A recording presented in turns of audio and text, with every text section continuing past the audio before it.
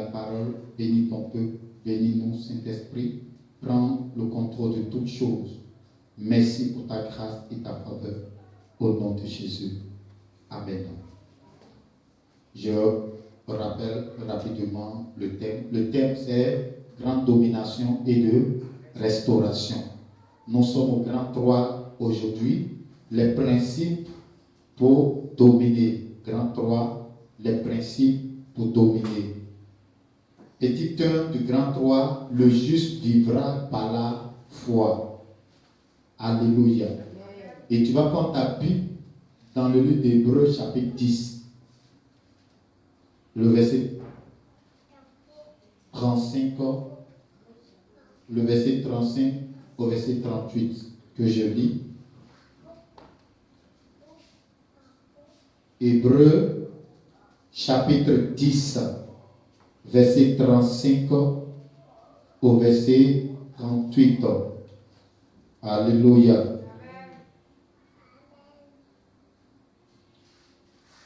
N'abandonnez donc pas votre assurance à laquelle est attachée une grande rémunération. Car vous avez besoin de persévérance afin qu'après avoir accompli la volonté de Dieu, vous obteniez ce qui vous est promis. Encore un peu de temps, celui qui doit venir viendra et il ne tardera pas. Et mon juste vivra par la foi. Mais s'il se retire, mon âme ne prend pas plaisir en lui. Alléluia. Amen. Le Seigneur nous demande de ne pas abandonner notre assurance. Pourquoi nous ne devons pas abandonner notre assurance? Il dit que dans le verset 35, il dit que si nous n'abandonnons pas notre assurance, lorsque quelqu'un est dans l'assurance en question, c'est la confiance. Alléluia. Et il dit que lorsque nous avions confiance en Dieu, lorsque nous croyons au Seigneur et que nous n'abandonnons pas notre assurance, qu'est-ce qui va se passer? Notre assurance sera rattachée à une grande rémunération. Quand quelqu'un est dans l'assurance, quelqu'un a confiance en Dieu, qu'est-ce qui peut arriver dans la vie de cette personne? Le Seigneur dit que lorsque tu as confiance, à ta confiance sera rattachée une grande rémunération. La rémunération, c'est quoi? C'est la récompense. Lorsque quelqu'un a foi au Seigneur, croit en l'Éternel, croit en Jésus, la Bible dit que si nous n'abandonnons pas cette confiance, cette foi, cette assurance-là, nous aurons quoi? Des rémunérations, des bénédictions. Alléluia. Et ce matin, je veux prendre l'histoire de notre Seigneur Jésus-Christ. Lorsqu'il était sur la terre, la Bible dit que le Seigneur avait confiance au Père. Le Seigneur avait confiance au Père. Alléluia. Amen. Donc il y a beaucoup de récompenses qui débouchent lorsque nous avons confiance en Jésus. Donc pendant que nous avons confiance en Jésus, la Bible dit que nous aurons beaucoup de récompenses. Par conséquent, Dieu nous exhorte à la persévérance. Donc, si à notre confiance sera rattaché beaucoup de bénédictions, le verset 36 nous dit que nous devions faire quoi? Nous devions persévérer. Quand nous lisons le verset 36, il dit, car vous avez besoin de persévérance, afin qu'après avoir accompli la volonté de Dieu, vous obteniez ce qui vous est promis. Alléluia. Amen. Donc, comme nous savons qu'à notre assurance est rattaché beaucoup de rémunération, beaucoup de bénédictions, beaucoup de grâce, le Seigneur maintenant nous demande de faire quoi? De persévérer. Alléluia. C'est quoi la persévérance? La persévérance, c'est une qualité ou une action de celui qui persévère. Donc la persévérance, c'est une qualité, c'est une action de celui qui persévère. Mais c'est quoi la persévérance? La persévérance, c'est la persistance. La persévérance, c'est de demeurer fermement, inébranlable. C'est d'être constant. Alléluia.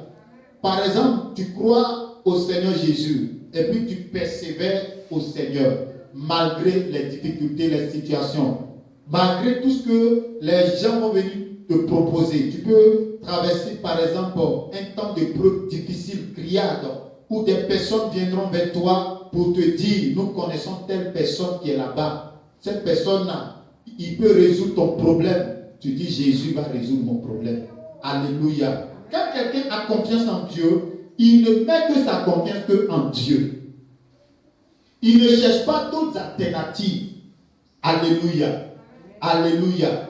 Il ne cherche pas d'autres alternatives en regardant à gauche, à droite. Il se dit, Dieu va résoudre mon problème.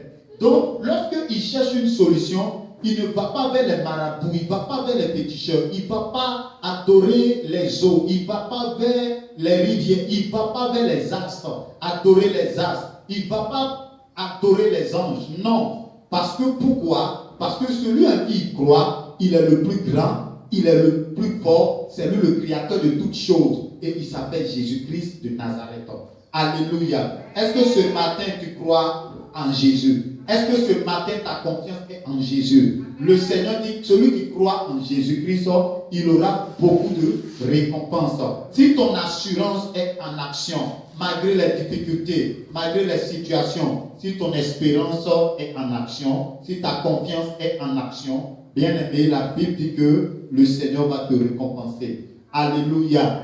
Mais quand Dieu parle de persévérance, persévérance, nous avons dit que c'est persister, c'est demeurer ferme et constant dans un sentiment ou dans une foi, dans une manière d'être, d'agir. Alléluia. Alléluia. Celui qui persévère, la Bible nous dit ici qu'il accomplit la volonté de Dieu. Parce qu'il est écrit, car vous avez besoin de persévérance, afin qu'après avoir accompli la volonté de Dieu, vous obteniez ce qui vous est promis. Qu'est-ce que Dieu t'a promis? Qu'est-ce que le Seigneur t'a promis? Bien aimé, ce que Dieu t'a promis là, tu vas passer par des épreuves. Et les épreuves qui vont venir là, lorsque ces épreuves vont venir, la Bible dit que tu dois persévérer. Persévérer, ça peut prendre des années, ça peut prendre des temps, ça peut prendre des mois. Alléluia. Bien-aimé Jésus, je prends l'exemple de notre Seigneur Jésus. Écoute bien ce que je vais te dire ce matin. La Bible dit que Jésus s'est fait chair, il est venu sur la terre. Lorsqu'il est venu sur la terre, le Père lui avait dit, le Père lui avait promis des choses. La Bible dit qu'il était Dieu au préalable. La Bible dit qu'il s'est dépouillé de son autorité de Dieu. Il a pris la forme d'un homme. Il était sur la terre. Et le rôle qu'il devait venir jouer, c'est qu'il devait être un agneau pour le monde. Il devait être sacrifié pour le monde. Et ce n'était pas facile. La Bible dit que Jésus savait qu'il devait aller à la croix. Jésus savait qu'il devait payer le prix du péché. Il savait qu'il devait mourir. Il devait être offert en sacrifice. Alléluia. Mais la Bible dit que ça n'a pas été facile pour Jésus. Parce qu'il avait la conscience qu'il devait être crucifié. Être crucifié, ce n'était pas facile. La Bible dit qu'il devait être humilié. La Bible dit qu'il devait connaître la douleur, la souffrance, la honte, l'humiliation. C'est ce qui a fait que des personnes qui étaient méchants de cœur, la Bible dit qu'ils l'ont frappé, ils l'ont giflé, ils ont craché sur lui. À cause de toi et de moi. Pourquoi? Parce que le Père lui avait promis quelque chose de grand. Le Père lui avait dit que s'il arrivait à payer le prix de l'humanité, il allait retrouver sa grâce, son autorité, son pouvoir. Alléluia. Donc Jésus, pendant ces années qu'il était en train de marcher, il était en train de persévérer. Il y a des gens qui l'ont critiqué. Il y a des gens qui l'ont insulté. Il y a des gens qui l'ont humilié. Il y a des gens même qui l'ont pris devant la foule, qui ont essayé de le piéger. Il y a des gens qui ont essayé de l'accuser, qui l'ont condamné. Il y a des personnes, toutes sortes de personnes qui ne devaient pas parler sur le Seigneur ont parlé sur le Seigneur. Bien-aimé, quand tu persévères, c'est une forme de mort. Ça veut dire qu'il y a des personnes qui ne doivent pas se comporter d'une manière devant toi, mais qui viennent se comporter parce que Dieu t'a promis quelque chose. Dieu te dit, mon fils, ce que je t'ai promis là, il faut que tu persévères. Pendant que tu es en train de persévérer, les gens vont t'humilier. Nous avions connu l'humiliation. Nous avions connu la honte. Nous avions connu des paroles qu'on ne peut pas dire à chien, qui nous a été dit. Pourquoi? Parce que nous étions en train de persévérer devant le Seigneur. Quand tu persévères, tu es dans une forme de mort. Quand tu persévères, tu es dans une forme d'humiliation. Jésus était dans une forme de mort. Jésus était dans une forme d'humiliation. Bien-aimé, tu es là. Et puis celui que tu as créé te gifle. Tu es là. Celui à qui tu donnes la vie, il crache sur toi. Ils ont craché sur Jésus. Ils l'ont giflé. Ils l'ont chicoté. Ils l'ont humilié. Parce que le Père lui avait dit, tu dois payer le prix. Jésus devait payer le prix pour toi. Jésus devait payer le prix pour moi. Jésus devait persévérer. Sinon que Jésus pouvait dire, je ne vais plus. Père, c'est bon comme ça, je ne vais plus. Mais il devait persévérer. Il a persévéré. Alléluia. Amen. Celui qui persévère accomplit la volonté de Dieu. Celui qui persévère accomplit la volonté de Dieu. Amen. Amen. Pendant que tu es dans la persévérance, tu entends des paroles que tu ne dois pas entendre. Tu entends des paroles d'humiliation. Tu entends des paroles de honte. Tu entends des paroles de frustration. Tu entends des paroles de honte. Pendant que tu es en train de persévérer. Celui qui persévère, ce n'est pas facile pour lui. Parce que tu regardes, tu sais ce que le Seigneur t'a dit. Tu sais là où tu vas avec le Seigneur. La Bible dit que Jésus est parti dans le jardin de Gethsémani. Il était dans ce jardin. Il a prié et dit, Père, que cette coupe s'éloigne de moi. Non pas selon ma volonté, mais selon ta volonté. La Bible dit qu'il a persévéré. Il a persévéré. Il a prié. Sa sueur a changé. Comme ça tombait comme des grumeaux de sang. La Bible dit que sa sueur a changé. Le Seigneur a prié. Parce qu'il devait affronter la mort. Il devait affronter les démons de Satan. Il devait affronter le diable en personne. Le Seigneur était dans la chair. Être dans la chair et puis affronter des entités, ce n'est pas facile. Alléluia. Amen. Être dans la chair et puis affronter des entités, ce n'est pas facile. Mais le Seigneur a tenu. La Bible dit que son disciple Judas l'a trahi. Son disciple Judas l'a trahi, l'a vendu pour 33 cycles d'argent. Alléluia. Amen. Judas l'avait vendu. Judas est venu de lui avec les souverains sacrificateurs, avec l'armée, parce qu'il venait de vendre son maître. Lorsque Judas a vendu Jésus, la Bible dit, les gens l'ont attrapé, ils l'ont trimballé devant des audiences, devant Caïphe.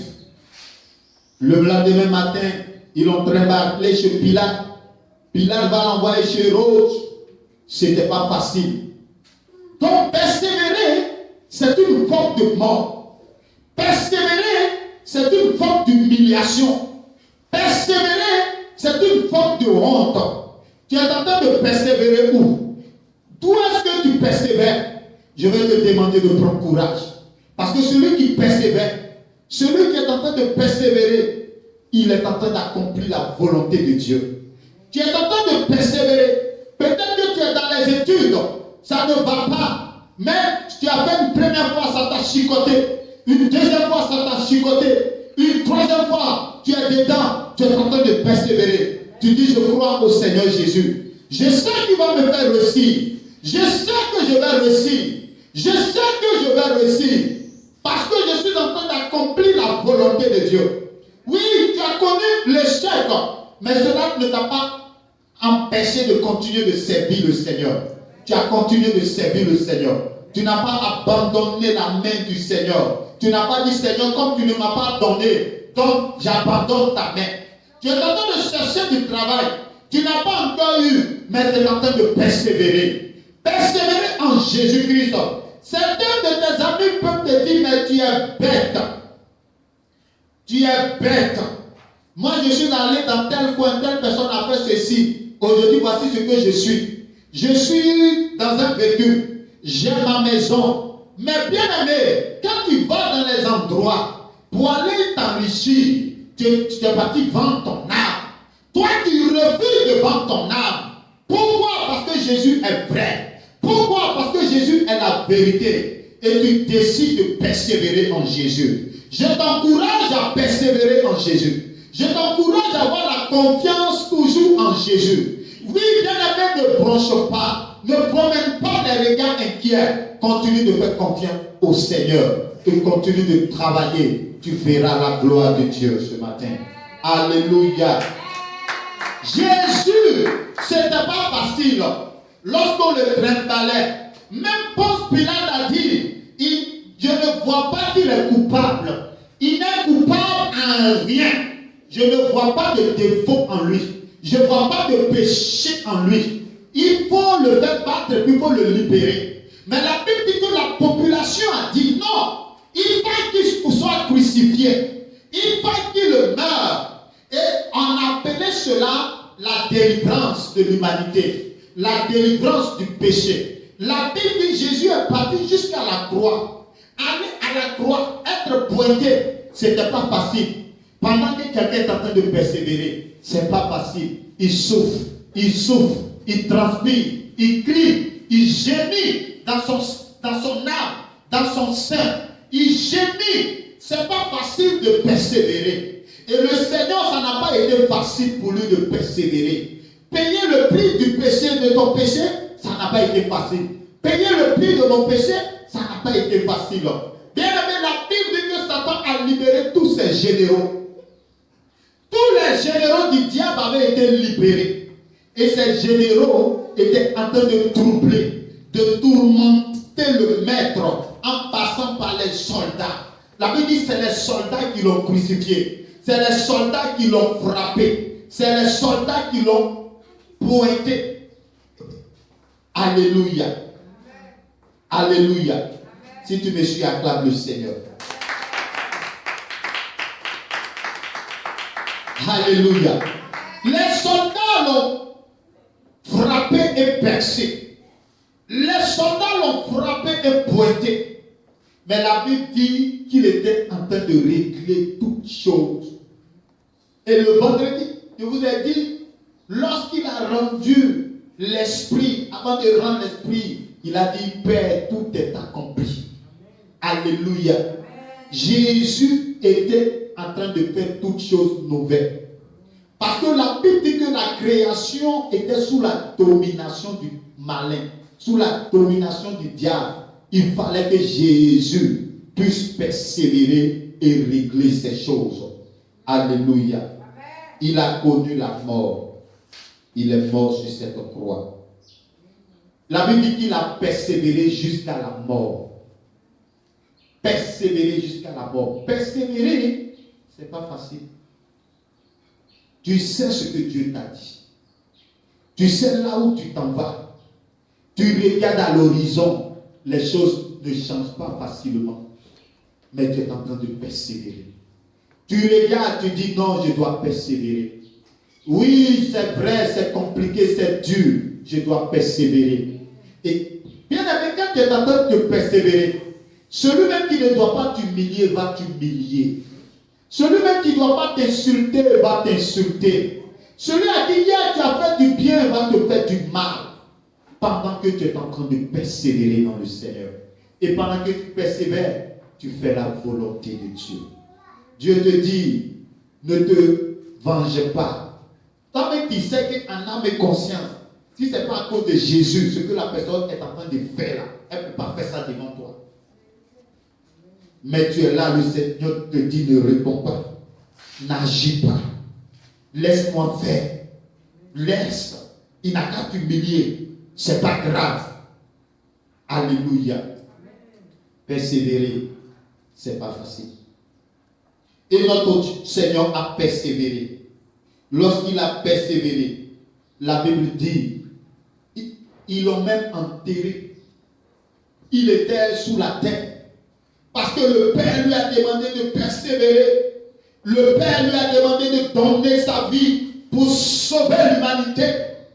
La terre qui était maudite, cette terre disait, oui, persévère et sauve-nous. La nature est en train de dire, persévère, n'abandonne pas. Parce que nous sommes contrôlés par Satan. Donc le Seigneur était en train de régler toutes choses que Satan avait renversées. Et persévérer, il fallait qu'il donne sa vie. Lorsqu'il a donné sa vie, il est descendu, on l'a enterré, il est descendu dans le séjour des morts.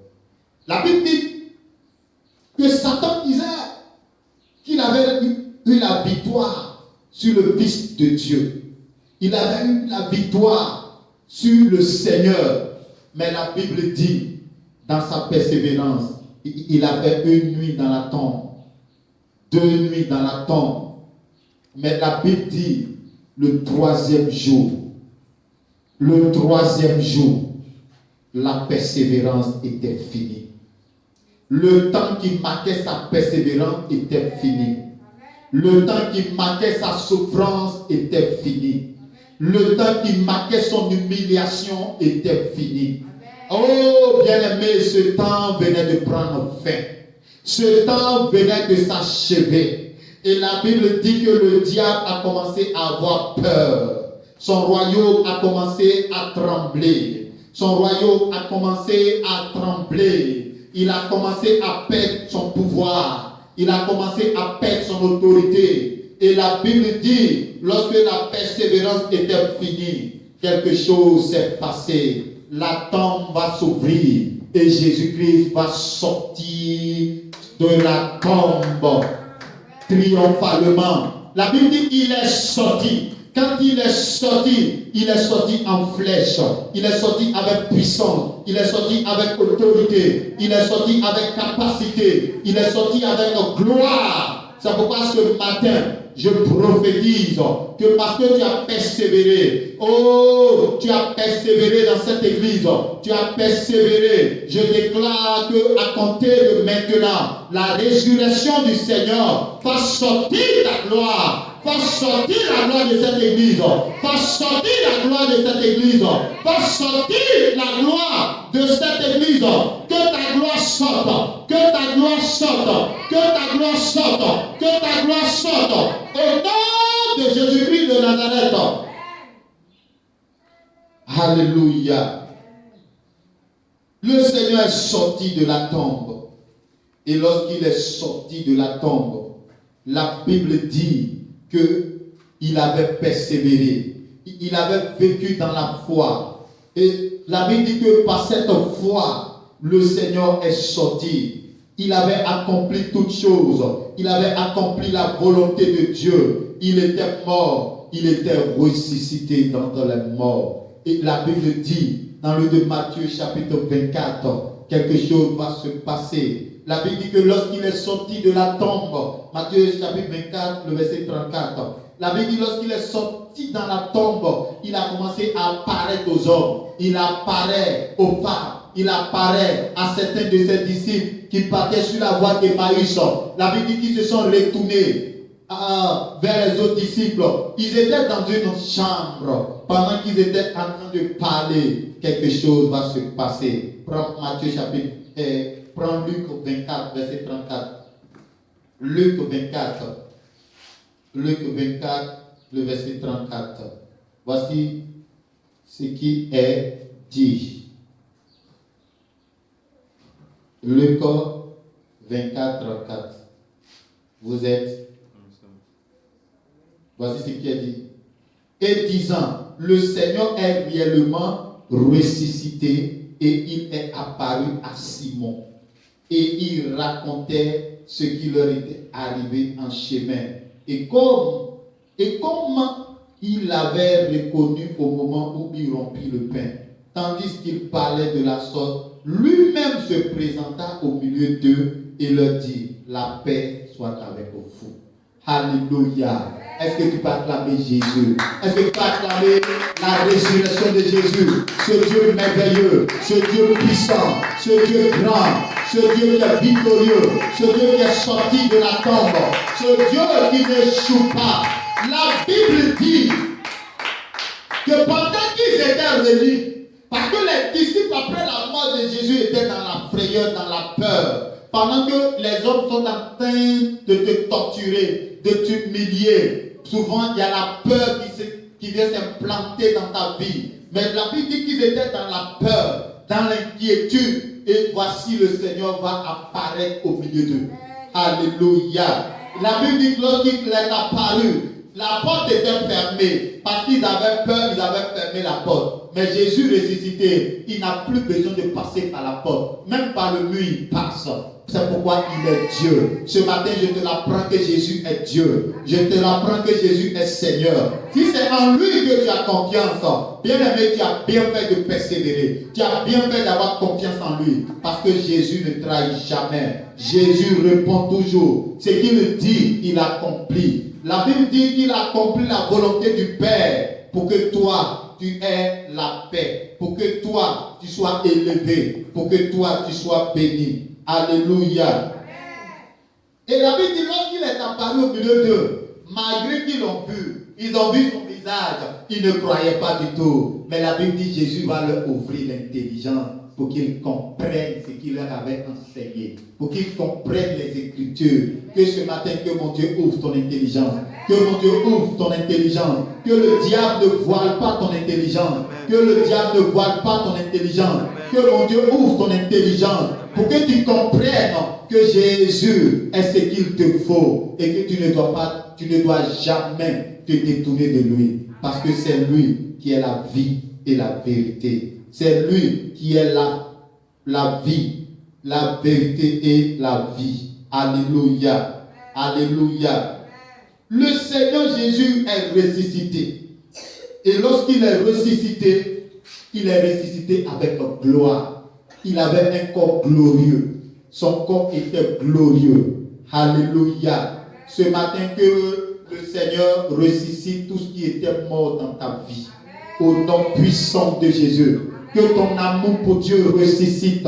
Que ta confiance ressuscite. Que ta foi ressuscite. Que ton intelligence ressuscite. Que tes études ressuscitent. Que tes finances ressuscitent. Que ta destinée ressuscite. Que tes entrailles ressuscitent. Que tes enfants viennent au monde au nom de Jésus. Que tes entrailles reçoivent des enfants de destinée au nom de Jésus-Christ. Ce matin, je déclare que les portes s'ouvrent dans ta vie au nom puissant de Jésus-Christ de Nazareth. Que tu obéisses à Dieu, que tu fasses la volonté de Dieu, que tu marches dans la volonté de Dieu au nom puissant de Jésus. Toi qui as persévéré comme moi j'ai persévéré, je déclare que le Seigneur ressuscite tes grâces, que le Seigneur te positionne, que le Seigneur t'élève, que le Seigneur maintenant te positionne en hauteur au nom de Jésus-Christ de Nazareth. Alléluia. Ce matin, Jésus ressuscité n'est pas n'importe qui. Il est capable de changer les données. Il est capable de guérir encore. Il est capable de sauver. Il est capable de sauver ta famille. Il est capable d'apporter le salut. Il est capable d'apporter la restauration. Il est capable d'apporter la paix là où il n'y avait pas la paix. Jésus ressuscité, c'est la victoire. Jésus ressuscité, ressuscité, Satan est sous tes pieds. Jésus ressuscité, nous sommes positionnés en hauteur. Jésus ressuscité, nous avons la victoire sur l'enfer. Nous avons la victoire sur la sorcellerie. Que ce matin, que tu triomphes de la sorcellerie. Que la sorcellerie soit ton marchepied. Que la sorcellerie de famille soit ton marchepied. Que la sorcellerie de quartier soit ton marchepied. Que le Seigneur te fasse triompher ce matin. Au nom de Jésus-Christ de Nazareth. Ce matin, que ta santé triomphe, que la santé te soit accordée, quelle que soit la maladie qui avait persisté, qui avait duré dans ton corps. Ce matin, Jésus ressuscité, je maudis cette maladie dans ton corps. Je maudis la misère dans ta vie. Je maudis le péché dans ta vie. Je maudis le péché dans ta vie. Je maudis la faiblesse dans ta vie. Et je proclame maintenant la confiance en l'Éternel, la foi, la capacité. Au nom de Jésus-Christ de Nazareth, que la sainteté soit ton partage. Alléluia. Le tombeau était vide. Il n'y avait plus personne dans cette tombe. Et maintenant, même si vous partez même à Jérusalem, vous allez voir la tombe de Jésus. Elle est vide. Alléluia. Sa tombe est vide. Son tombeau est vide parce qu'il est ressuscité.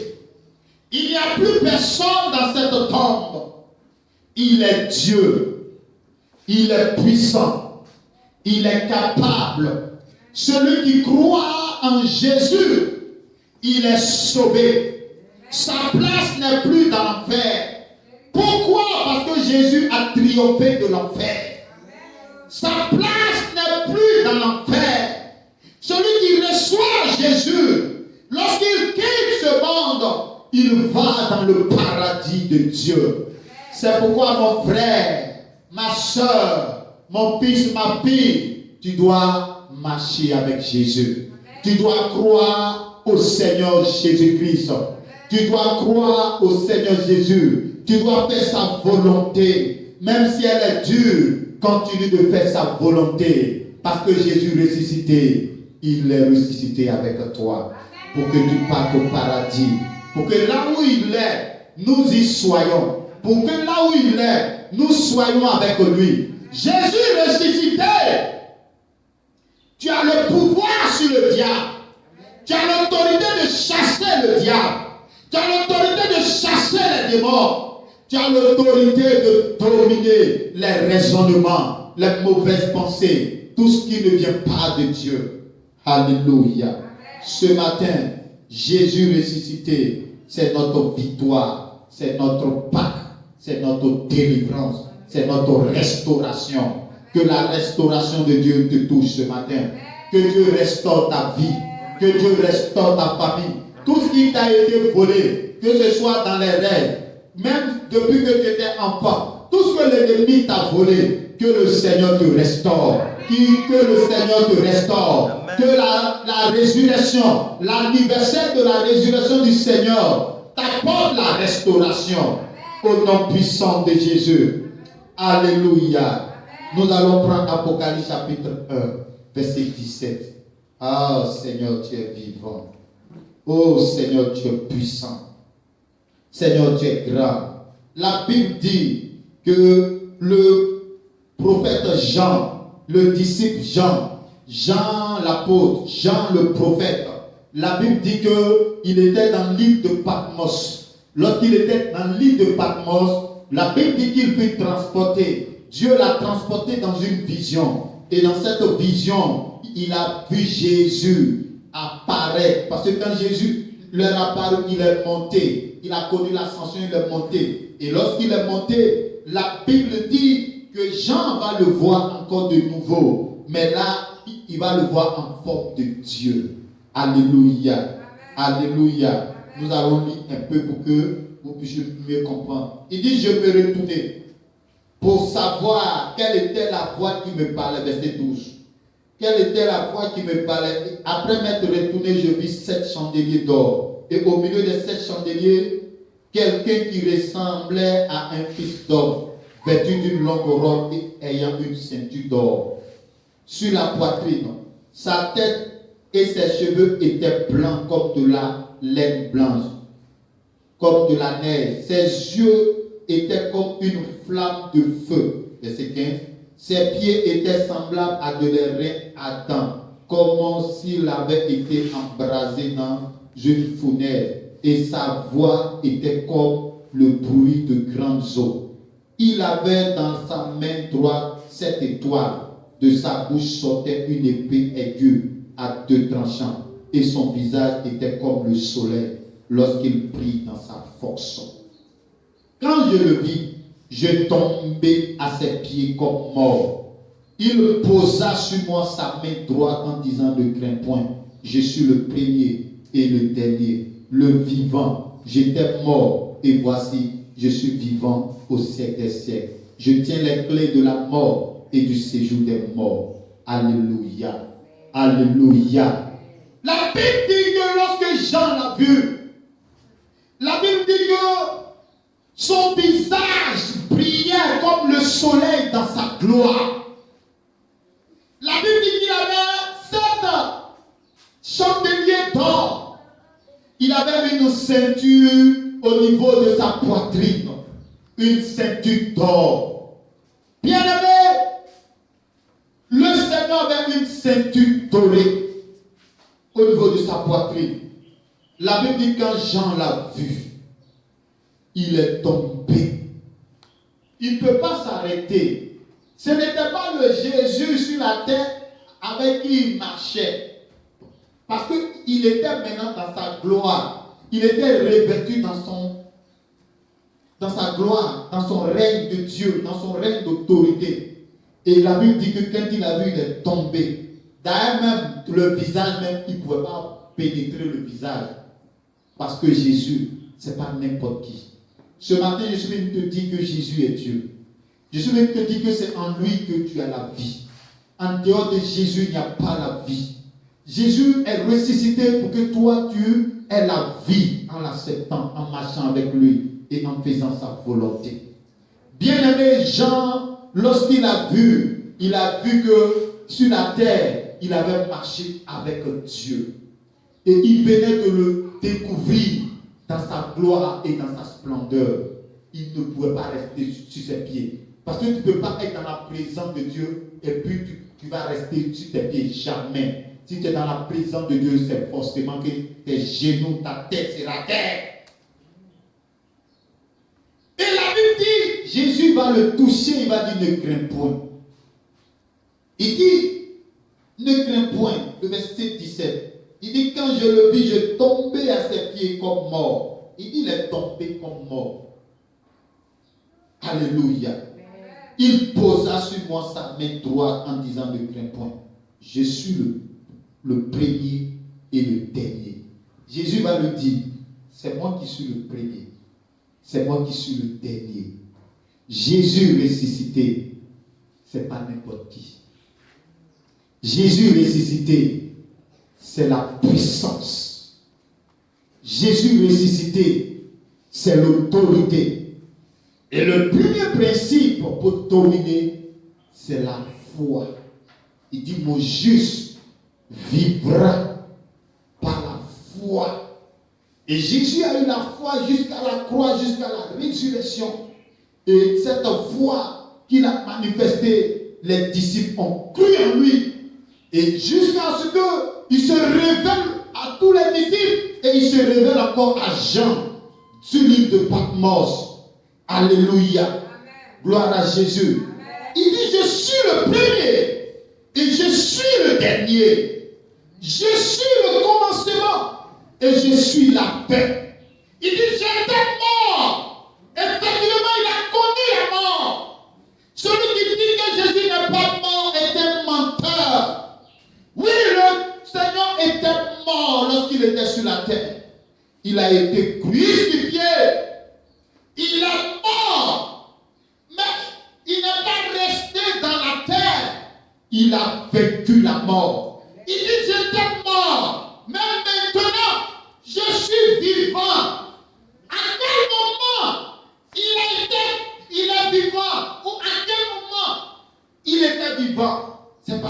ressuscité. Jésus est ressuscité. Il n'est pas resté dans la tombe, mais il est ressuscité.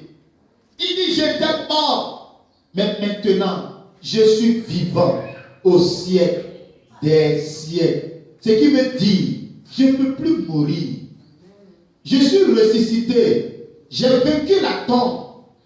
Pour te dire que ton problème est petit. Pour moi, je peux résoudre ton problème. Mais si tu veux dominer, si tu veux régner, j'ai un principe. Et mon premier principe, c'est que tu dois croire. Tu dois avoir la foi. C'est celui qui a la foi en Jésus. C'est celui-là qui peut dominer. C'est celui-là qui croit en Jésus. C'est celui-là qui peut régner. C'est celui-là qui peut dominer. Alléluia. Jésus est puissant. Il dit il est le premier et le dernier. Et il ajoute encore. Il dit je suis le premier, verset 18. Je suis le premier et le dernier. Et le vivant. Jésus n'est pas mort. Pourquoi nous disons qu'il n'est pas mort? Nous disons qu'il n'est pas mort parce qu'il est ressuscité. C'est vrai, les hommes l'ont tué. Mais il a fait 3 jours seulement dans la tombe. Quelqu'un qui est ressuscité là, ça veut dire qu'il est revenu à la vie.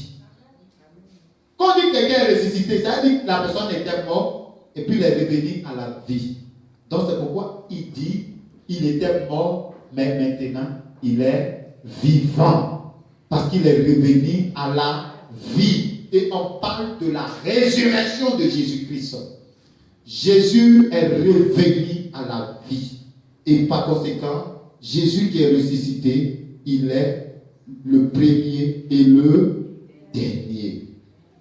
Il dit, j'étais mort et voici, je suis vivant au siècle des siècles.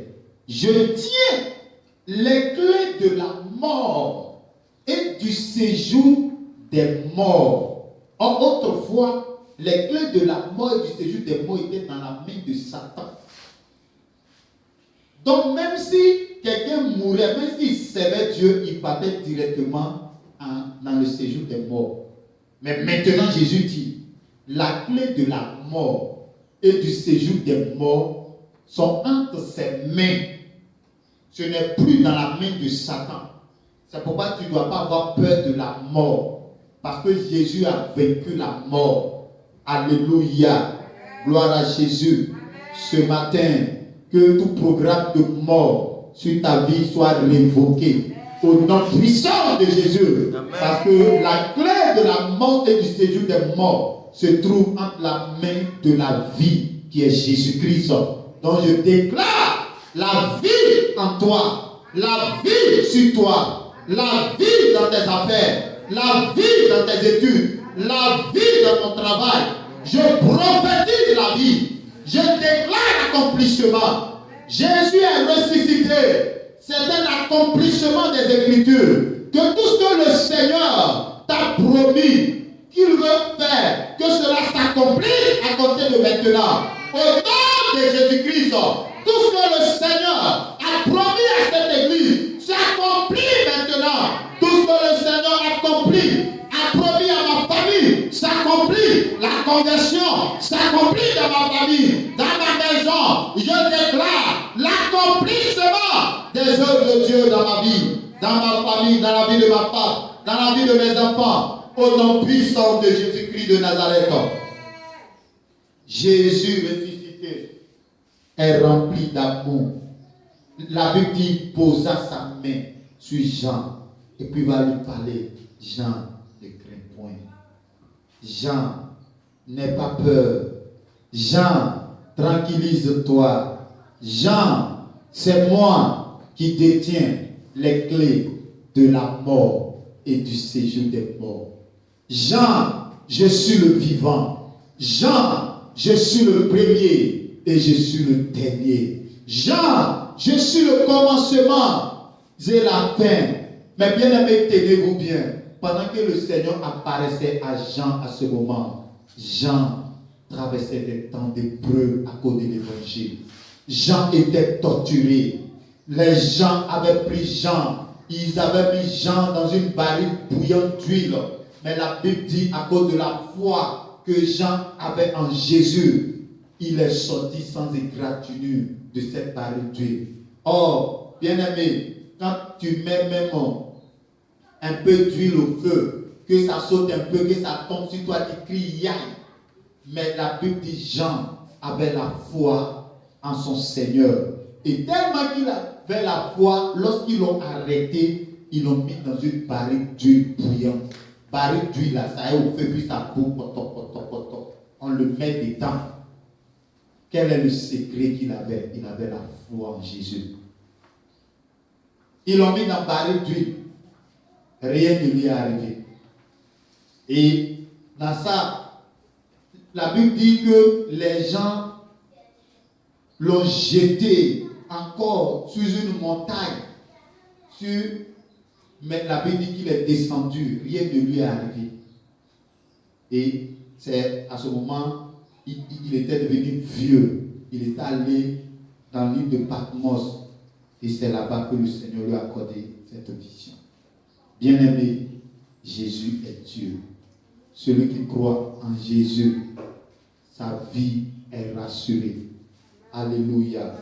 Ce matin, que le Seigneur te bénisse.